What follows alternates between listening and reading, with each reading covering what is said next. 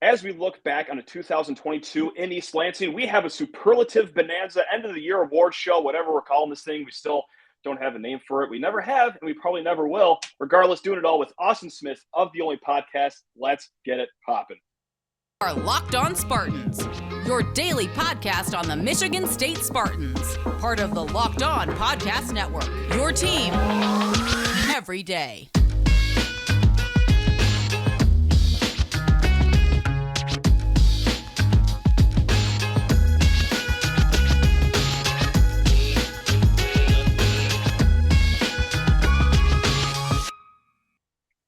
Come one, come all. Pour yourself a drink or not. It's really entirely up to you. But let's get ready to celebrate.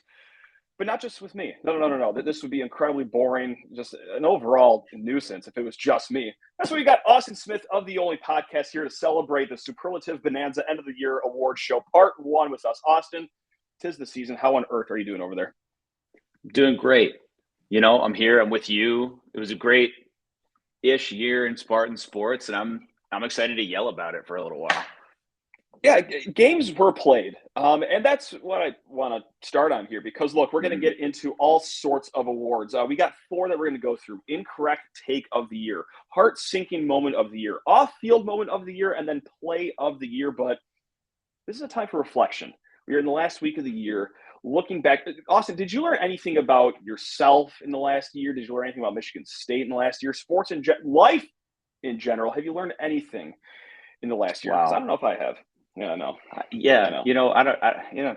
It potentially we'll find out when we see what mistakes were made this year manifest themselves next year. That's when I'll really know. But I will say this. I will say that Spartans travel everywhere. I did a decent amount of traveling myself this year, and everywhere I went, I saw green and white in some way, shape, or form. Multiple countries, multiple seasons. Pretty cool. So listen, we're out here, you know.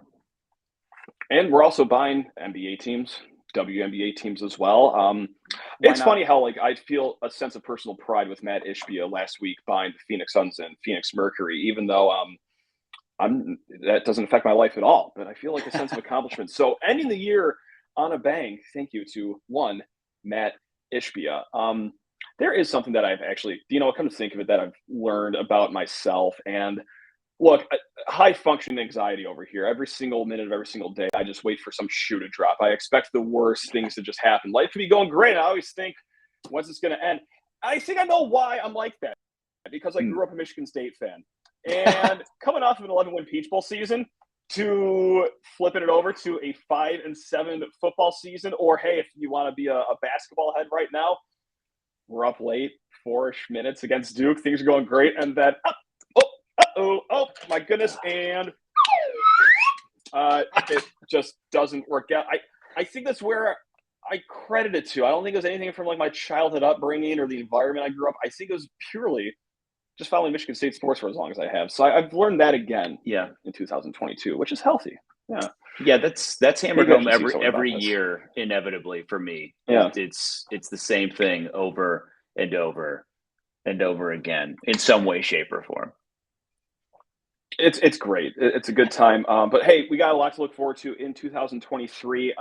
Is there anything that you're looking forward to Michigan State-wise in the year of our Lord 2023 coming up? How are the thoughts on the basketball team? Are you expecting good things out of football season, or has what happened last year kind of reset everything going forward for you? It's interesting because, like you said, coming off of last season, kind of for both sports, I was feeling football, certainly feeling great.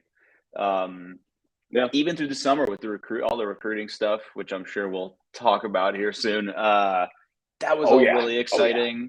Basketball's been, hey, it's another new season for basketball. Got some fresh faces, whatever. I was feeling pretty good. And then, things kind of took a bit of a turn. But so I'm sitting here today feeling maybe less comfortable than I felt this day a year ago. However, I will say I'm still optimistic. And this is going back to your traumatic and stress-inducing life. I have the same deal because I'm always this way.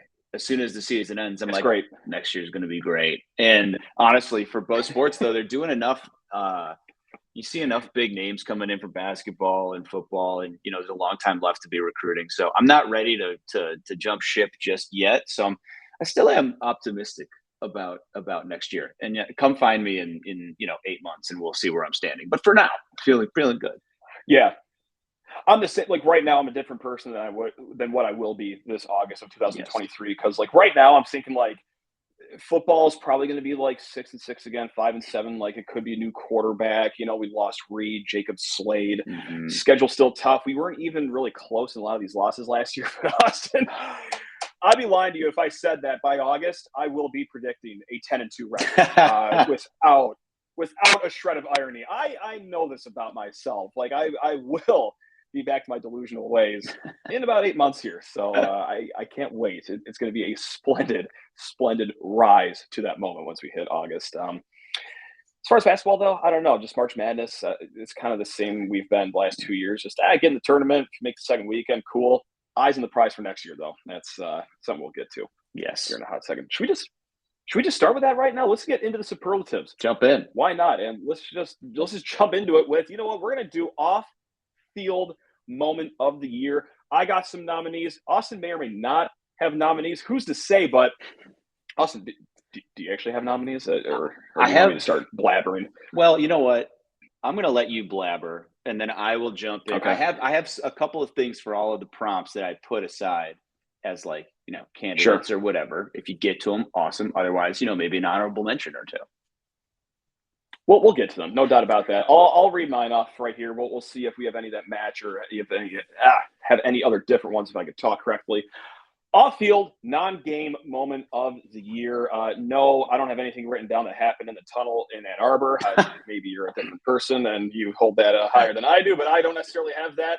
I have, hey, get ready for this one. Not football, not basketball, but the Adam Nightingale hire. That's right. He's got the icy Spartans rolling right now, already in year one. So that's a good off-field hire, if you will. Hey, speaking of hires, Mr. Austin Smith, Brandon Jordan seems to be a good hire so far.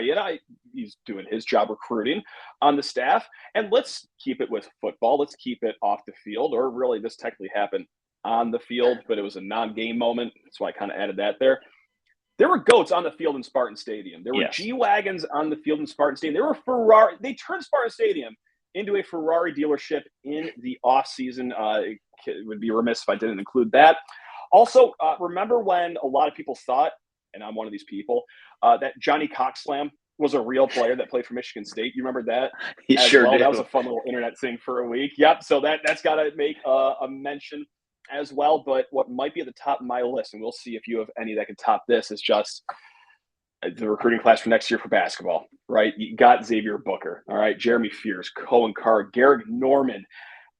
I think it's safe to say that's going to be near the top of the list for off-field moments, because the last 3 years have been just kind of for Michigan State basketball. But we're not used to around these parts. We're used to greatness, and that class next year. That was number one / the only one for me. I think normally I would have had the Lambos and the Ferraris and all that stuff being number one if it had led to some commitments from some 5 stars. Listen, I'm still getting used to dabbling in this world of recruiting. So I know these things don't always pan out, but that would have been by far number one. But instead, it's got to be that recruiting class. I mean, it was honestly, and I think I said this on our show, like shocking every time one of these guys committed, because, but not, I guess really like the Jeremy Fears one, he kind of fits the mold of what Izzo's done, even in the down classes with guys like Trey Holloman and even Hogard to a degree, but like he's always able to find point guards, and Fears looks like a very, very good one. But then the Xavier Booker, grabbing him is in the face of so many of the things that typically happen to Michigan State. Like it gets kind of drawn out. Duke gets in the fold. You hear all of these other names and you're like, okay, I know exactly how this is going to go. And for somehow, seen it 100 times. Somehow it does not, is pretty exciting. And then on top of that, to ride that momentum into the commitments of Garrick Norman. And then I think the real cherry on top is Cohen Carr, because I don't think, call me crazy, I don't think without these other guys, he's probably coming to Michigan State, because he had offers from every single school in the country, which he should. But that one, I think maybe my tweak of this nominee is my off-field moment is every time I see a highlight from him on Instagram that is just him jumping through the rim. That is just, I couldn't be more excited for that class, man. It's gonna be a lot of fun next year.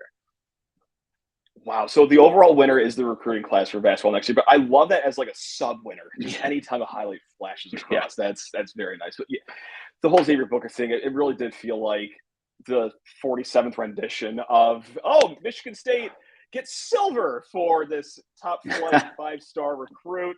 He's going to Kansas. He's going to Duke. Oh, hey, Kentucky's got a spot for him. But oh my God, for once in our lives, and that's an exaggeration. We've gotten good recruits elsewhere, but still, it feels like a lot more heartbreak than not. So it was nice. Something to smile about. Definitely. Look at us starting with something to smile about, because we have some things that maybe not to smile about, but look, as State fans, sometimes we have to just laugh at it. Like, we have incorrect take of the year, which Lord knows I've had a few of those if you're a listener of this show. A heart-sinking moment of the year. We have play of the year as well, but first need to talk your ears off about betonline.net. Sorry, Austin, I'm going to say goodbye to you really quick. Hey, gang, it's bowl season, and yes, you can still wager a few shekels on the action over at betonline.net. Where else are you doing your betting? Well, it sure isn't at the number one source like Bet On the Line, as they are your number one source for sports betting info, stats, news, and analysis. Get the latest odds and trends for every professional and amateur league out there, from pro football to college bowl season to basketball. Hockey's in the mix. They got esports. Look, point blank period. They got it all at betonline.net. And if you love sports podcasts, which, boy, howdy, gee willikers, seems like you do if you're listening to this right now, you can find even more of those at BetOnline as well. They're always the fastest and easiest way to get in on all of your sports betting action. So what are you waiting for? Head to the website today. Use your mobile device. Learn more about the trends and action. That is at BetOnline, where the game starts. And let's start this second segment with at least me outing myself for being an idiot here, because we're going to do incorrect take of the year. Austin, on this program, I have some good takes. Hey, it's great. I also have some really not good ones. And who cares about the correct takes? That's not fun. We're going to look back at some of the greatest things that I've said, whether it's on the show, in the privacy of my own home. I don't know if you have any of these, but actually, do you have any incorrect take nominees of the year? Okay, you seem very confident in your incorrectness. Oh, yes. You know what? Where's yours, Mr. Austin? You want mine? Okay, mine is probably extremely naive of me, and I'm a little upset that I let myself get fooled this way. I was convinced that the football team, the offense wouldn't suffer that much without Kenneth Walker. Guilty. Yeah. Very wrong. Yeah. Very alarmingly wrong. Yeah.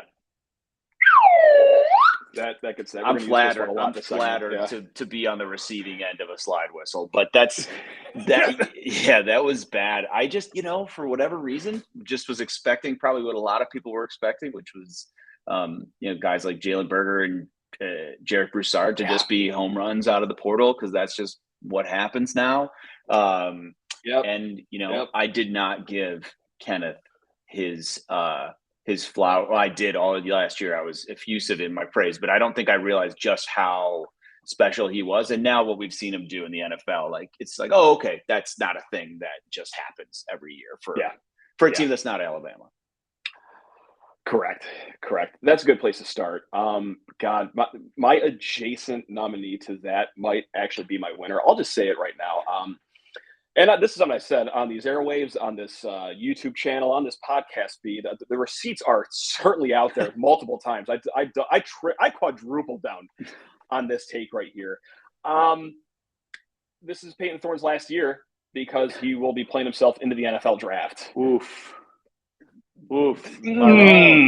That's tough. That's up there. That's a 5-star incorrect take right there. I have some more written down in front of you. Do you have any more written down in front of you? Because that's a strong one. It's tough to let me beat that one, because I got a laundry list here if you want me to keep going of incorrect takes of the year. I can say that I thought, to go back to the basketball recruiting class, I wasn't sure Izzo was ever going to get another 5-star recruit. I wasn't sure what he had left in him. And again, like, that's fair. Shame on me, because this happens every couple of years when you doubt him. Yep. But like, yeah, didn't know if he was going to get one. Didn't know if he was going to hold on to Booker. I was skeptical that they were going to even make the tournament last year towards the end. So yeah, a lot of tough basketball takes from me personally. I've also got a lot too. I'll go through my basketball ones, and we'll end with some football ones, because I think the football one might be my winner of the year. And I need you to judge me on this one, because it wasn't incorrect in the moment. I will go down swinging with this, but like I said, early last year, like Joey Hauser is unplayable. Like the way he started his front half of the year last year, and that ended up being just downright wrong, because he beat Davidson. Like that. Yes. That was no one else. That was Joey Hauser defeated the Davidson Wildcats. So that was a bad one right there. Hey everyone, can we calm down? Max Christie is only going into the draft evaluation period. He's going to come back next year. Like, you really think that he's going to just jump ship after one underwhelming year? No. Except, also, how's Max Christie playing for Michigan State this year? Maybe I've missed something, or did he actually stay in the NBA draft? Surely he didn't, did he? Couldn't tell you. That's whoops. Yep, and there he goes off to LA to play for the Lakers, or the South Bay Laker Sox. I don't know what they call their G League team. I was feeling myself early this year after the Kentucky game, the Gonzaga game. Mady Sissoko is definitely going to be like second team All Big Ten, third team at worst. Stock has crashed a little bit, so I think that rounds out my basketball takes. I do have some football ones here. Look, there were some people a little skittish after the Akron game, despite the wide margin of victory. They said, okay, this actually isn't looking too good. And I said, everyone relax. We're going to be fine. Everyone chill out. Like, they still won. It was a shutout. The defense is fine. Whoopsie daisy. And then the last one, which might be the winner of the year here, Austin, is Michigan State's up 17 points against Indiana. I'm eating lunch. It's great. We're enjoying a halftime. And I'm saying we're going bowling. Oh, man. Just bowling. Like, Penn State, you're on upset alert next week as well. We might be going 7-5. But, yeah, just defiantly saying that, well, we got our bowl game. Let's hope it's a quick lane bowl, so it's a close game. So that it's either that one or the Peyton Thorne. He's going to play himself in the NFL. Yeah. Might be tied just for first right there. Yeah, for the correct take of the year. So I had one more football personnel wise, and then I thought the Amir Speed Ronald Williams combo was going to fix a lot of things in the secondary. Everything. And instead, it got worse for most of the year. We learned a lot about what the transfer portal is, and more so what it isn't, as State fans as well. They are not facial reconstructive surgery that goes perfect like Kenneth Walker was. They're more so just Band-Aids that you're going to hope stick on and maybe hide some wound going on. I think that was a good lesson moving forward. I would say I learned that you can expect things from certain positions more than others, maybe. Like, a skill, because I think if you look around the country, there were a ton of players that came in and out of the portal in the last couple of years that have made like massive impacts. I mean, look at like half of USC's team is impacts. Jameer Gibbs was a transfer portal kid, but then you get into like, honestly, it feels like defensively more than not, with obviously some exceptions. It gets a little dicier because I think scheme maybe matters a little bit more, and talent isn't as quick to rise to the top. So yeah, it's a fun game to play. It's awesome. I think it's really good for like building up the call it the middle part of a roster, but you still got to go out and get those big boys from the actual recruiting classes. It seems like those old things. Yeah, that's right. Yeah. Oh, it's a good lesson. So we have two more categories. We have heart-sinking moment of the year, and then we're going to end on a high note, play of the year, where we're not going to be all, this wound up the entire show, but we got to do heart-sinking moment of the year. Unfortunately, in the year of our Lord 2022, no shortage of these moments. I've got quite the list written down in front of me. Do you have a lot of nominees for this one? Because I could bang through all 5 of mine right now. We could see I have 2. Where you go after this. I have hit 2 me with them right now. Let's go. Let's go. I bet one of these is definitely on your list. The other one probably is in some way, shape, or form. The first one for me has got to be Ben Patton missing the field goal at the end of the Indiana game. That was so bad. It hurt so bad because it felt like, with some exceptions during the drive, they actually got themselves into position to win that game in a way at the end of the game and at the end of halves that we had just like not seen from Mel Tucker teams. They just seemed to always be super discombobulated. And they gave themselves a 20-something yard field goal. But maybe it was even before that. Like, you give the ball to your fourth-year running back. Instead of running to the middle of the field, he runs to the left side of the end zone and doesn't get in. And then Ben Patton, you're like, he can't miss this. Like, he's not great, but he can't miss this one. And it doesn't even come close. I'm pretty confident that I could put up, at a minimum, a similar effort to that. Maybe not make it. I can get the ball above the bottom part of the field goal post and somewhere in that general vicinity radius. That was that was absolutely a brutal moment. As bad as it gets. No bueno.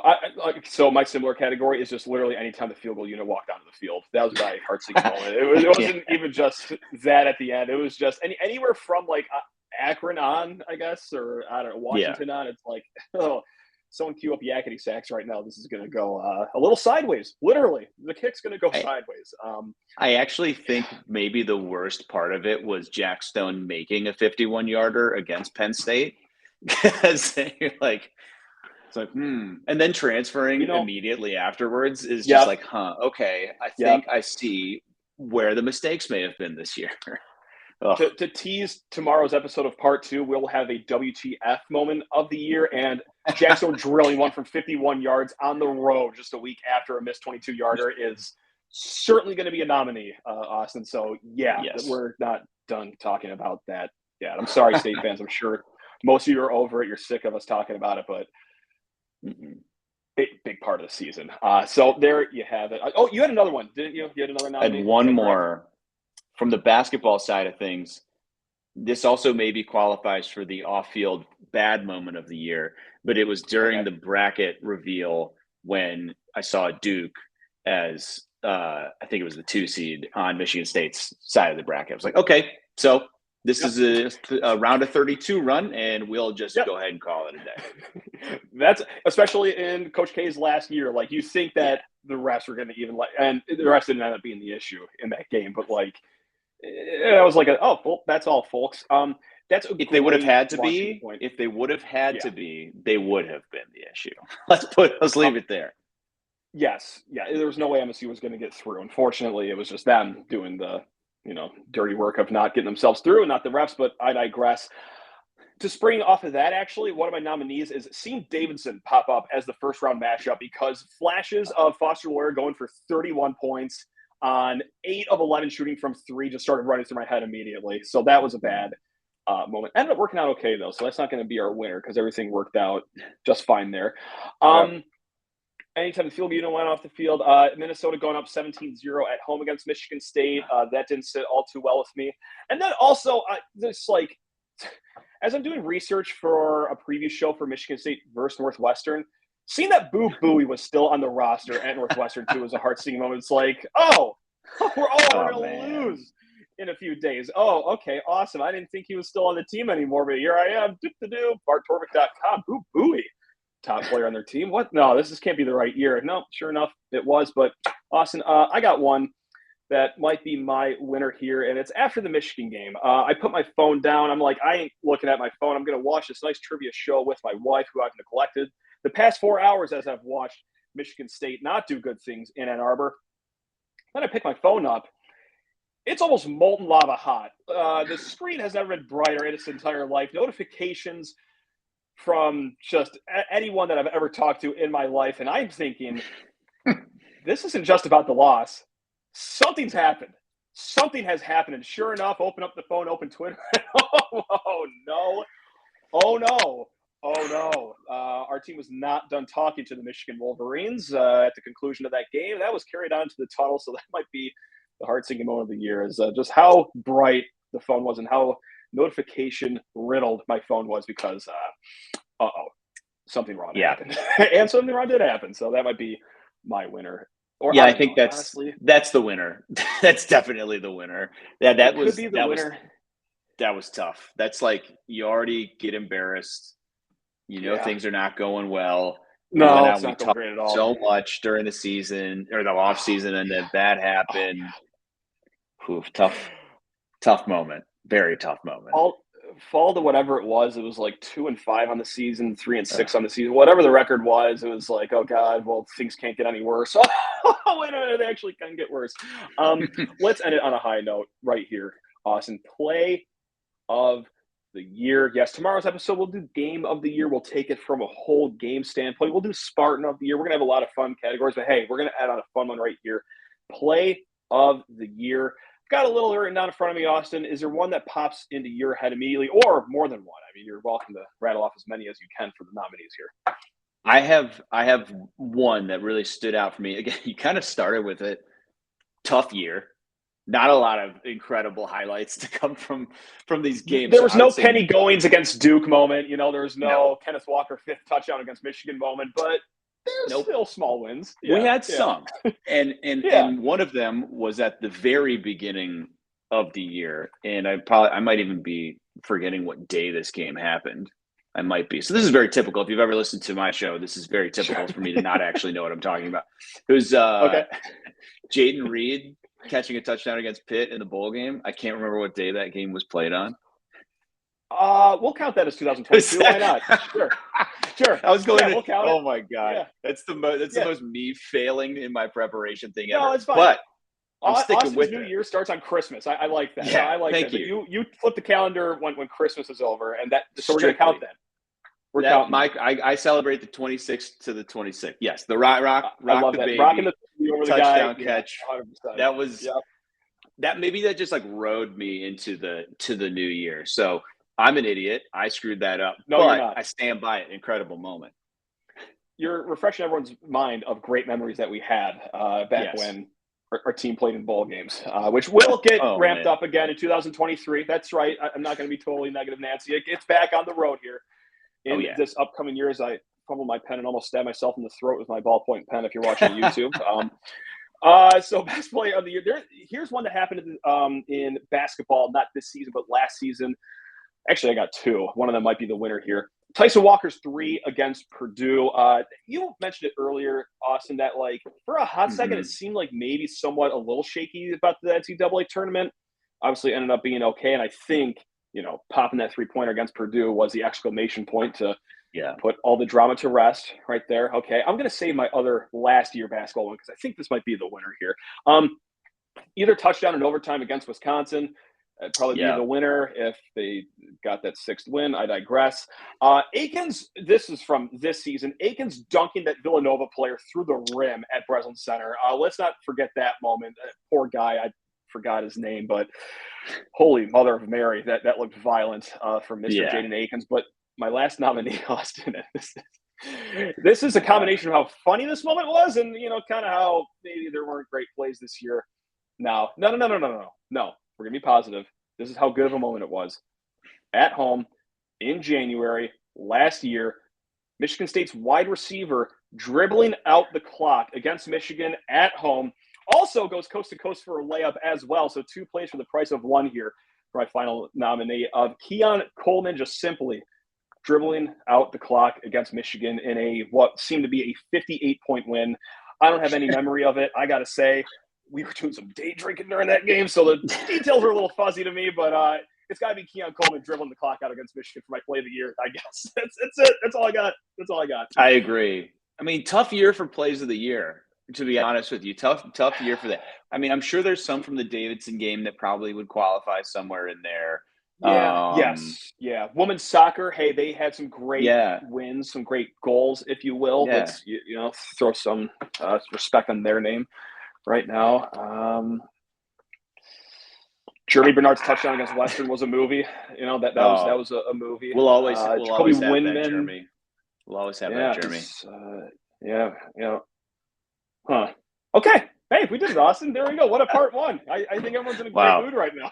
Yeah, incredible stuff. I think maybe my best play of the 2022 football season was the last one, when the season mercifully ended for us and we could finally start talking about next year. I think that's my highlight of the season.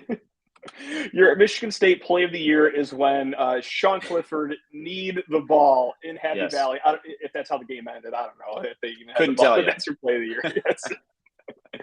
Perfect. Hey, you know what? This also means that the only way to go is probably up for 2023. So that's part one. Part one's in the books, folks. And if you like this as much as I did, I always love talking with you, Austin, and also John Kirby, Austin's co-host, will be joining us for part 2 here tomorrow. So keep it tuned here, and or if this is your last episode, you're going to listen to, because look, it wasn't as cheery as you wanted it to be. Hey, have a great New Year. Love you anyway. Go check us out in 2023. We'll start the year in good vibes. Let's go. There we go. Thank you, Austin. You're the man. Thanks for having me. You're the best. All right. Love you all. Go.